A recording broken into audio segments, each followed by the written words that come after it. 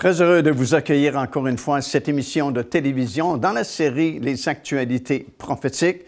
Bien, depuis déjà plusieurs semaines, nous sommes en train d'examiner les prophéties que Jacob a données sur ses 12 fils juste avant de mourir. Et nous examinons aussi les paroles prophétiques et les bénédictions que Moïse a données sur les 12 tribus d'Israël. Et nous sommes en train de parler de la tribu d'Aser. Et nous avons vu la parole de prophétie que Jacob avait donnée sur la tribu de Aser. Et nous avons également lu la bénédiction et les paroles prophétiques que Moïse avait prononcées sur cette même tribu.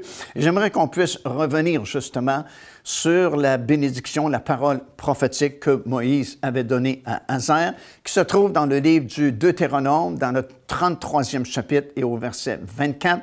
Voici ce que Moïse avait ajouté: « Que tes verrous soient de fer et d'airain, et que ta vigueur dure autant que tes jours. » Que tes verrous, c'est la traduction habituelle que nous avons dans nos Bibles en français, surtout la version Louis II.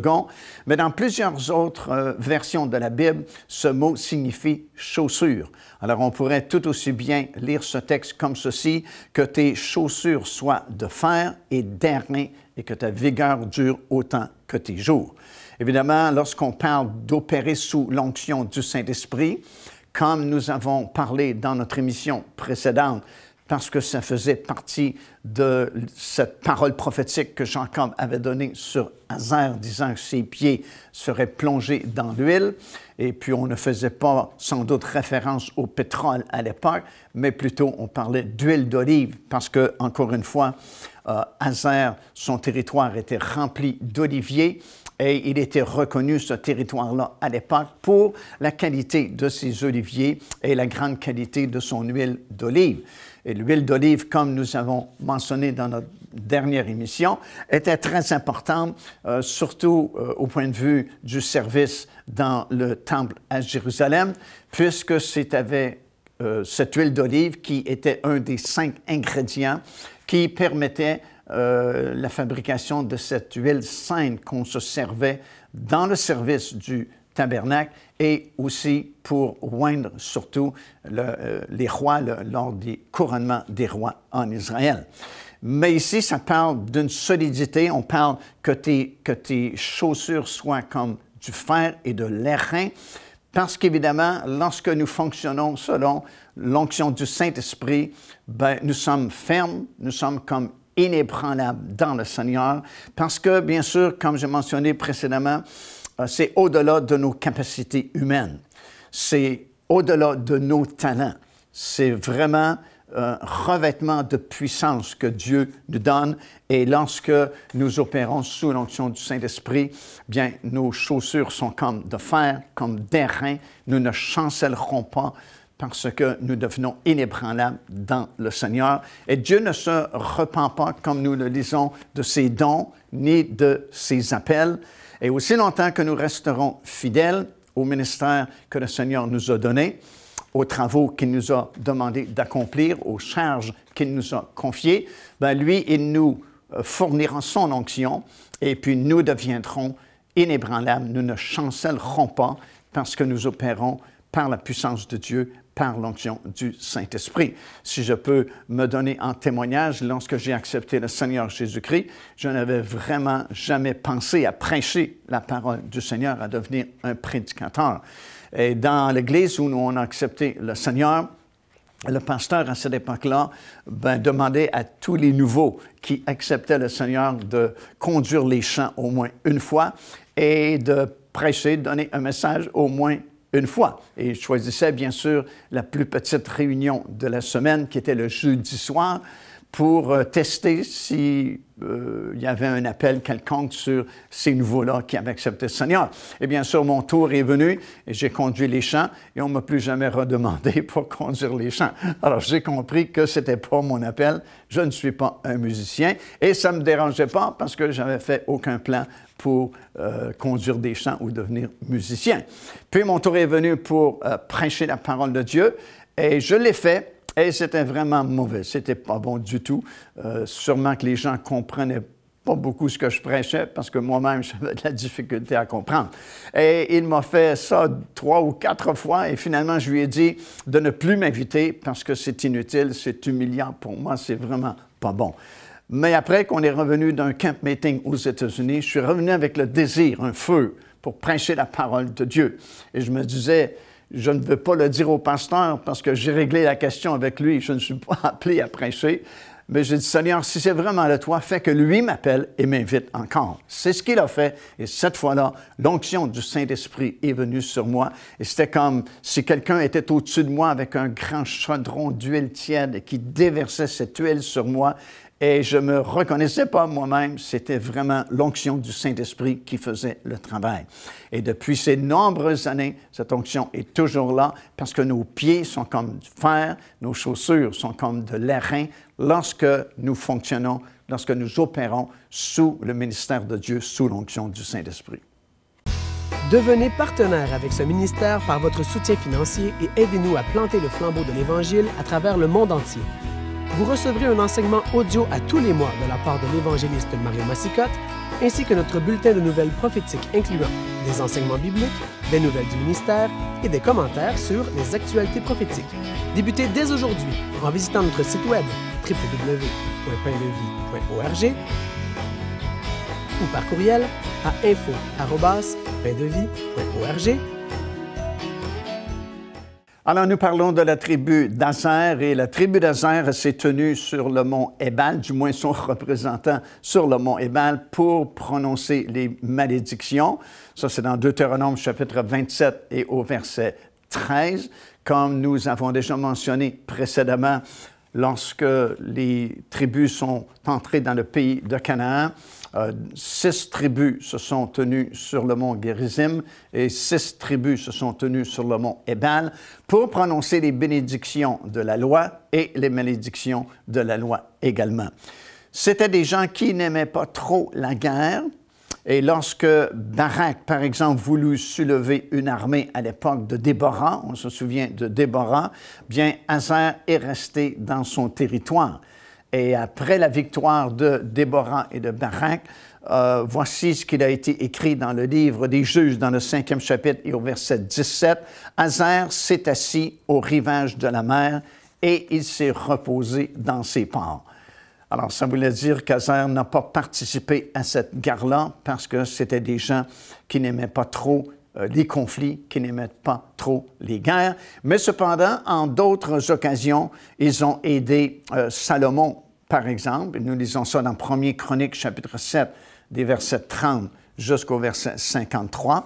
Et nous lisons également dans 1er Chronique, 12e chapitre, le verset 36, que 40 000 hommes de la tribu d'Aser ont combattu à Hébron afin d'établir David comme roi. Alors, dans certaines occasions, ils se sont donné la peine de se déplacer et de s'enligner avec les autres tribus afin de combattre pour Israël. Il y a des personnages importants qui sont issus de la tribu de Aser. Par exemple, Anne, dont nous lisons une partie du récit dans Luc, le 2e chapitre, et des versets 36 jusqu'à 38. Ça dit ceci: « Il y avait aussi une prophétesse, Anne, fille de Phanuel, de la tribu d'Aser. Elle avait 84 ans et restait au temple malgré son âge, et elle discernait que cet enfant, parlant de Jésus, était le Messie et l'annonçait à tous ceux qui attendaient la délivrance de Jérusalem. » Alors, Anne était issue de la tribu d'Aser, comme nous venons de le lire, et elle vivait au temple. Et puis, lorsque Marie et Joseph sont venus avec Jésus pour le présenter au Seigneur, parce que selon la loi de l'Ancien Testament, tout premier-né mâle devait être présenté au Seigneur. Alors, ils se sont déplacés de Bethléem jusqu'à Jérusalem, jusqu'au temple, afin de satisfaire à l'exigence de la loi. Et ils ont présenté Jésus comme la loi l'exigeait à l'époque. Et à ce moment-là, ce qui est vraiment très intéressant, c'est qu'il y a 2 personnages, un homme et une femme, ça représentait l'humanité, hommes et femmes, qui se sont présentés et qui ont discerné que cet enfant-là, ce bébé-là, était le Messie qui avait été promis à Israël. Et il y a très peu de personnes à l'époque qui ont discerné cette chose. En fait, lorsque les mages sont arrivés 2 ans après la naissance du Messie et qu'ils se sont informés à Hérode, à Jérusalem, concernant le roi qui venait de naître en Israël, Hérode n'est même pas au courant que Jésus est né, que le roi est né. Même les sacrificateurs qui auraient dû être les premiers à savoir que le Messie est né à Bethléem ne le savaient même pas. Et c'est Hérode qui a demandé aux scribes de chercher dans les rouleaux de l'Ancien Testament pour trouver cette prophétie concernant la naissance d'un Messie, la naissance d'un roi en Israël.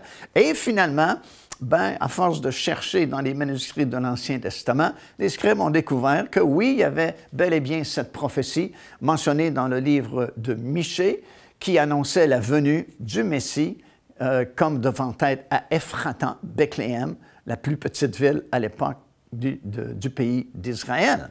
Alors, il y a très peu de personnes qui ont discerné que cet enfant était vraiment le roi d'Israël, le Messie qui avait été promis. Mais voilà qu'il y a 2 personnes qui, elles, ont discerné cela. Tout d'abord, il y a cette femme, Anne, qui était prophétesse et qui demeurait au temple. Et elle est venue au même moment où Marie et Joseph présentaient Jésus à l'Éternel. Et puis, elle a reconnu que c'était le Messie et elle l'annonçait à tous ceux qui voulaient l'entendre que le Messie était né, que le roi d'Israël était arrivé. Et il y a ce deuxième personnage, Siméon, dont on a déjà parlé dans des émissions précédentes, qui avait eu cette promesse de la part de Dieu qu'il ne mourrait pas avant d'avoir vu le Messie, justement, le roi d'Israël. Et lorsque Marie et Joseph présentaient Jésus au temple pour satisfaire à la loi de l'Ancien Testament, nous lisons dans l'Évangile de Luc que cet homme, Siméon, a été poussé par le Saint-Esprit de monter jusqu'au temple et il est arrivé exactement à ce moment-là où Marie et Joseph s'apprêtaient à présenter Jésus à l'Éternel et il a été le premier à prophétiser sur Jésus, le premier à le prendre dans ses bras, prophétiser sur cet enfant et il a prophétisé également sur Marie. Alors voilà un personnage important de la tribu d'Aser, Anne la prophétesse. Déjà depuis plusieurs années, les émissions de télévision, les actualités prophétiques sont diffusées un peu partout sur cette planète et des dizaines de milliers de personnes les ont vues et ont été bénies. Aujourd'hui, nous avons besoin de votre aide pour continuer la diffusion de ces émissions un peu partout sur la planète. Et à tous ceux qui nous feront parvenir un don d'au moins 50 $, j'aimerais vous donner ce coffret, un nouvel enseignement, 2 DVD dont le titre est « Le cri de minuit ». C'est vraiment un enseignement très spécial, très révélateur, destiné aux gens de notre génération tout particulièrement. Alors faites-nous parvenir votre don, minimum 50 $ à Pain de Vie aujourd'hui même.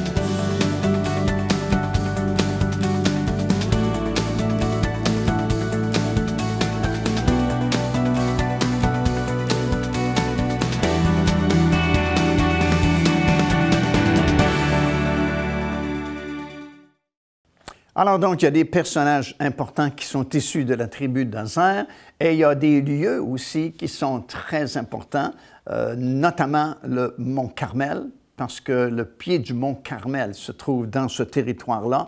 Et c'est vraiment une magnifique région, la région du Carmel, où on a une vue extraordinaire vraiment sur le pays d'Israël lorsque nous sommes au sommet du mont Carmel.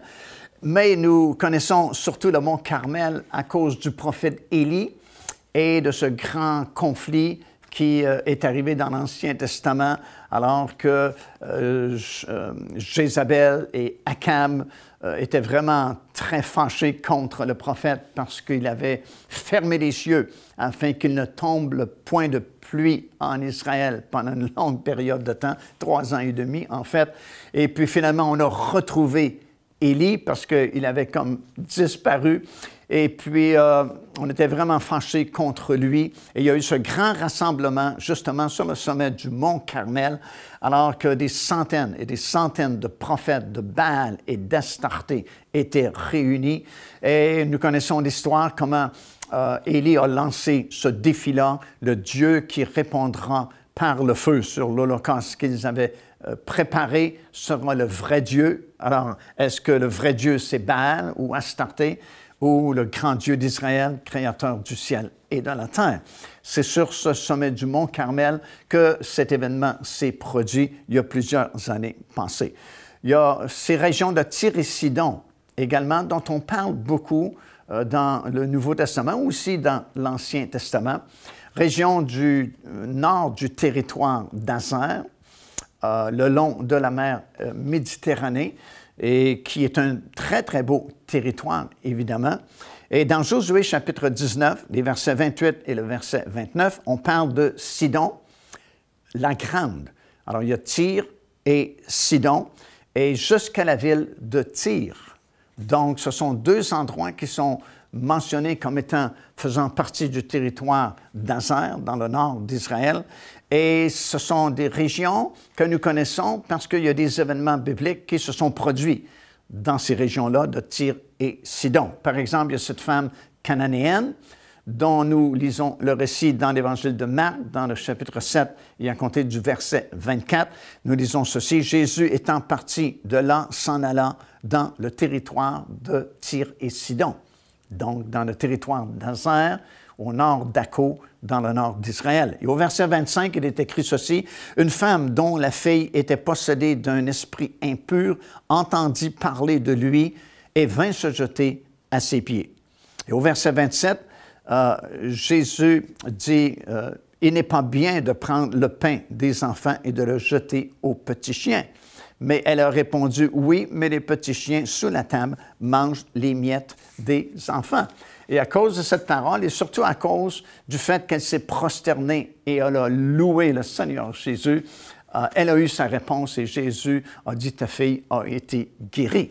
C'est dans ce territoire-là, dans le nord d'Israël, dans le territoire d'Azer, que cet événement s'est produit au cours du ministère du Seigneur Jésus. Et peut-être que cette parole peut nous paraître dure, difficile à recevoir, mais il faut bien comprendre que lorsque Jésus est venu, il venait tout d'abord chez les siens, chez le peuple juif, afin d'être reconnu justement comme le Messie d'Israël, comme le roi d'Israël, afin d'établir son royaume sur la terre. Bien sûr, Dieu savait d'avance qu'il serait rejeté par le peuple juif et conséquemment, il donnerait sa vie pour non seulement le peuple juif, mais le monde entier sur la croix de Golgotha à cause du refus du peuple juif. Mais néanmoins, même s'il savait d'avance qu'il était pour être rejeté, il a néanmoins présenté son ministère à Israël afin d'être reconnu. Et lorsque cette femme cananéenne vient pour obtenir la guérison, la délivrance de sa fille, elle ne faisait pas partie du pays d'Israël. C'est comme si Jésus lui dit, tu devances ton temps. Ce n'est pas encore le temps pour les Cananéens, ou les Canadiens, ou les Français, ou les Suisses, ou n'importe quelle autre nation. C'est présentement le temps pour Israël. Mais parce que, même si la parole semble dure, la parole qui lui a été donnée par Jésus, elle s'est prosternée. Et elle a loué le Seigneur Jésus-Christ. Jésus a été tellement touché qu'il a devancé les époques et a permis que sa fille soit guérie. C'est aussi dans cette région-là que la veuve de Sarepta, dont nous lisons le récit également, était lorsque Élie a prononcé ces paroles sur le sommet du mont Carmel. Juste auparavant, bien sûr, il avait fermé les cieux et le Seigneur l'avait dirigé vers le torrent de Kérit, où il était nourri et où il pouvait s'abreuver. Mais un jour, le torrent, bien sûr, est devenu à sec à cause du manque d'eau. Et le Seigneur lui a dit de se rendre à Sarepta parce qu'il avait ordonné à une veuve de prendre soin de lui et de le nourrir, jusqu'à ce que ce conflit arrive sur le sommet du mont Carmel. Bien, Sarepta, c'est dans cette région-là aussi, du nord du territoire d'Azer, dans la région de Akko, de Sidon, de Tyr, nord complètement, jusqu'à la frontière du Liban. Donc, des personnages importants et des lieux importants aussi de la tribu d'Aser. Nous avons préparé pour vous un coffret qui renferme toutes les émissions de la 5e saison des actualités prophétiques. Le titre de ce coffret, c'est « Les paroles prophétiques sur les 12 tribus d'Israël ». Un coffret contenant 12 DVD sur lesquels vous avez toutes les émissions de cette 5e saison. Comme nous l'avons vu au cours de ces émissions, à la toute fin de sa vie, Jacob a prononcé des paroles prophétiques sur chacun de ses fils qui sont devenus les 12 tribus d'Israël. Et plus tard, Moïse a fait la même chose, a donné des paroles de bénédiction et des paroles prophétiques sur les 12 fils de Jacob. Et je vous encourage aujourd'hui à vous procurer ce coffret sur lequel vous allez entendre à nouveau l'enseignement que nous avons donné au cours de cette 5e saison et vous serez encouragés et édifiés par l'enseignement de la parole de Dieu.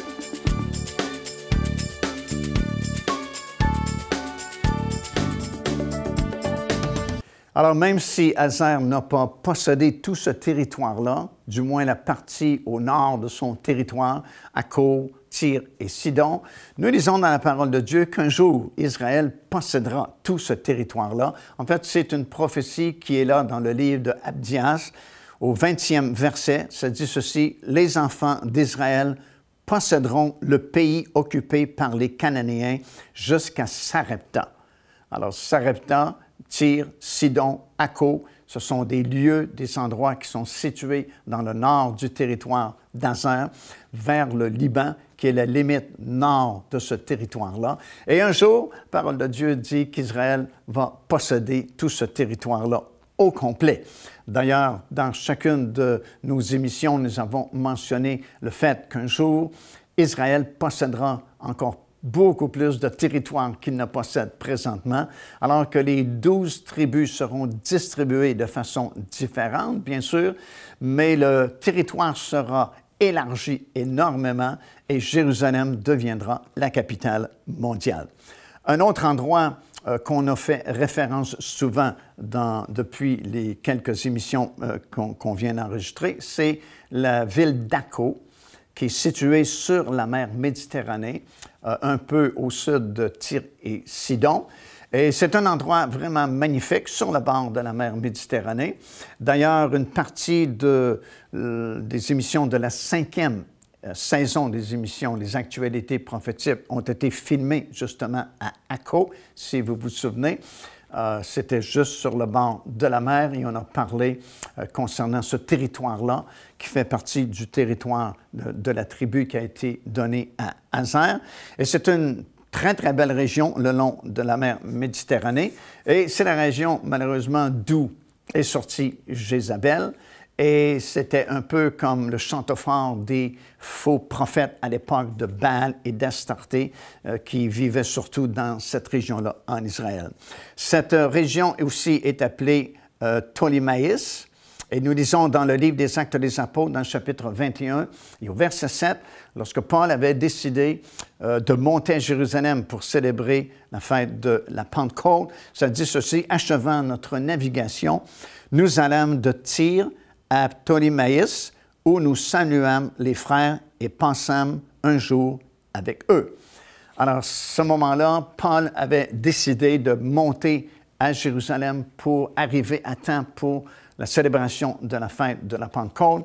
Et tout au long de son voyage, comme nous le lisons dans ces chapitres-là du livre des Actes des Apôtres, il s'est arrêté à de nombreux endroits où il avait précédemment annoncé la parole du Seigneur et où des églises avaient été fondées. Et c'est au cours de ce fameux voyage que le Saint-Esprit, par différents moyens et différentes personnes même, voulait prévenir l'apôtre Paul que s'il continuait son voyage vers Jérusalem, il y a des tribulations très difficiles qui l'attendaient à Jérusalem. Le Seigneur s'est même donné la peine de déplacer un prophète de Jérusalem du nom d'Agabus, qui est venu trouver l'apôtre Paul, a pris sa ceinture sur lui-même et a déclaré que l'homme à qui appartient cette ceinture, s'il continue son voyage, des tribulations intenses l'attendent à Jérusalem. Bien, si nous connaissons un peu le reste de l'histoire, nous savons que lorsqu'effectivement Paul est arrivé à Jérusalem, il y a eu ce grand tumulte et finalement, il a failli perdre la vie, mais il en a appelé à César, déclarant qu'il était un citoyen romain. Non seulement il était juif de naissance, mais il était aussi un citoyen romain. Et il en a appelé à César. Et c'est à ce moment-là qu'on l'a fait partir de Jérusalem jusqu'à Césarée maritime, qui est sur le bord de la mer Méditerranée, où il est resté quand même à peu près 2 ans avant de s'embarquer sur ce navire qui l'a conduit jusqu'à Rome. Et puis, c'était un peu la fin de son ministère public, parce qu'à partir de ce moment-là, il a été fait prisonnier à Rome. Et même s'il avait une certaine liberté, parce qu'il a pu louer un logement et quand même prêcher la parole de Dieu, son ministère public et ses grands déplacements étaient terminés à ce moment-là. Alors, nous lisons au sujet de cet endroit dans le livre des Actes des Apôtres où ils ont fait la navigation. Lorsque Ézéchias ordonna la célébration de la Pâque à Jérusalem, il avait demandé à tout le pays de venir, mais la plupart se sont moqués d'eux. Mais la tribu d'Asser est venue, comme nous le lisons dans 2 Chroniques, chapitre 30, verset 11. Durant le millénium, comme j'ai mentionné, Asser aura son territoire qui sera sous le territoire de Dan, vers le nord, Ézéchiel chapitre 38 et le verset 3. Et dans la Jérusalem restaurée, et sans doute dans la Nouvelle Jérusalem également, sa porte sera à l'ouest avec Gad et Nephtali. Et vous remarquez que Nephtali et Aser sont souvent proches l'un de l'autre parce qu'évidemment, ils ont la même mère. Alors même dans le règne de 1000 ans, Aser sera là. Aser sera également dans la Jérusalem restaurée. Il aura sa porte. Et sa porte également dans la Nouvelle Jérusalem qui descendra du ciel après le règne de 1000 ans et qui deviendra la grande cité des enfants de Dieu pour toujours. Car Dieu a tant aimé le monde qu'il a donné son Fils unique, afin que quiconque croit en lui ne périsse point, mais qu'il ait la vie éternelle. Téléchargez gratuitement l'enseignement « Le salut, c'est quoi ?» en visitant notre site web www.paindevie.org et recevez la grâce merveilleuse que Dieu vous offre. Joignez-vous à nous afin de célébrer le Seigneur et entendre le message de la parole de Dieu par l'évangéliste Mario Massicotte. Venez recevoir ce que Dieu a préparé pour vous. Visitez notre site web www.paindevie.org afin de connaître notre itinéraire. Nous serions très heureux de vous rencontrer et de vivre des moments forts avec le Seigneur.